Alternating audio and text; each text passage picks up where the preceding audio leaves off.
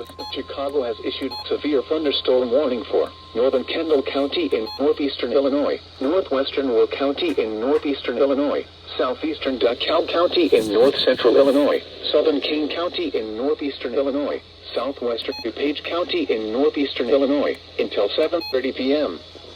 At 6:28 p.m., a severe thunderstorm was located near Plano, moving northeast at 20 miles per hour. Hazard, 60 miles per hour wind gusts. Source, radar indicated. Impact, expects damage to roofs, siding, and trees. Locations impacted include Elburn, Naperville, North Aurora, Geneva, Boulder Hill, Caneville, Aurora, Bristol, Warrenville, Plano, Oswego, Montgomery, Big Rock, Batavia, Hinckley, Sugar Grove, Yorkville, Little Rock, Maple Park, St. Charles, Sandwich, Cortland, DeKalb, West Chicago, and Waterman.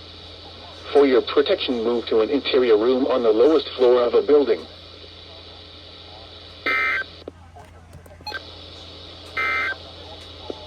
This is NOAA Weather Radio.